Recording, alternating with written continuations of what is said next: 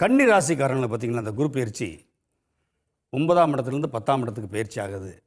எவ்வளோ பெரிய அற்புதமான யோகம் தெரியுங்களா? 10ல் குரு, 10ல் ஒரு பாவி அமர்ந்தாவே இழந்த பதவியே மீண்டும் திரும்பி வரும். எதிரிகள் வீழ்வார்கள். இவங்களுடைய சொத்து சேர்க்கை நல்லாயிருக்கும். இவங்க ஆரோக்கியத்தை பார்த்துப்பாங்க. ஒரு 10 பேர்த்து இல்லைங்க, 100 பேர்த்து வேலை வாங்கிட்டு இருந்தவங்க இப்போ 500 பேர்த்துக்கு வேலை வாங்கி கூட முதலாளித்துவம்ன்றது இவங்களுக்கு சேரும் இந்த குரு பயிற்சி. கன்னி ராசியை பொறுத்தளவுக்கு உங்களுடைய ஜென்ம ராசிக்கு 10ஆம் இடத்துக்கு குரு பகவான் பயிற்சி ஆகிறாரு. 10ஆம் இடம் அப்படிங்கிறத விட அந்த 10ஆம் இடம் புதன் பகவானுடைய சொந்த வீடாக இருக்கிறதுனால, ஆட்சி வீடாக இருக்கிறதுனால வம்சாவளியாக கிடைக்காத மிகப்பெரிய அம்சங்களை கொடுக்கக்கூடிய வல்லமையோடு இந்த குரு பயிற்சி அமையுது.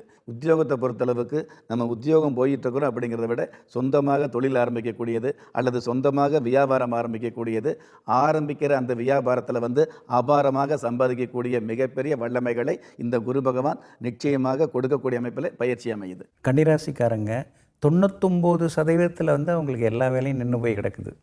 எல்லாம் முடிஞ்சிருச்சுங்க, ஆனால் எதுவும் நடக்கலைங்க அப்படிங்கிற மாதிரி அந்த தடங்கல்கள் இனிமேல் விலக ஆரம்பிக்கும். இப்போ புதன் தான் அவங்களுடைய ராசிநாதன். கன்னிராசிக்காரங்களுடைய ராசிநாதன் புதன். அவருடைய இன்னொரு வீட்டில் குரு பகவானை அவர் உட்கார வைக்கிறார். அப்போது நீங்கள் சொல்கிறத குரு பகவான் செய்ய போகிறார்.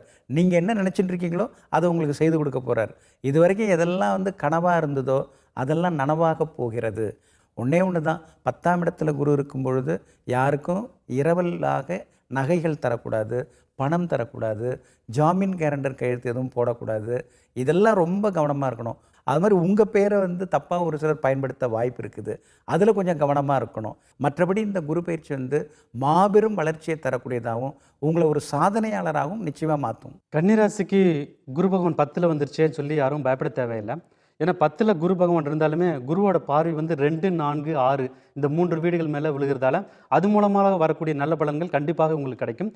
வீடு வாங்கணும்னு நினச்சா கூட அதுக்குரிய அனுகூலமான அமைப்புகள் இந்த வருஷ கடைசியில் டிசம்பர் இல்லைன்னா ஜனவரி 2026 அவங்களுக்கு கண்டிப்பாக கிடச்சிடும். இவங்க கவனமாக இருக்க வேண்டிய விஷயம் என்னன்னு பார்த்தீங்கன்னா, கொஞ்சம் அவங்க ஹெல்த்தை பார்த்துக்கணும். ஏன்னா சனியோட பார்வையும் மேலே இவங்க ராசியின் மேலே விழுவதால் ஹெல்த்தை மட்டும் பார்த்துக்கிட்டாலே கன்னிராசிக்காரங்களுக்கு இந்த குரு பயிற்சி ரொம்ப ஒரு சூப்பரான ஒரு குரு பயிற்சியாக இருக்கும். தொழில் முன்னேற்றம் கண்டிப்பாக இருக்கும்.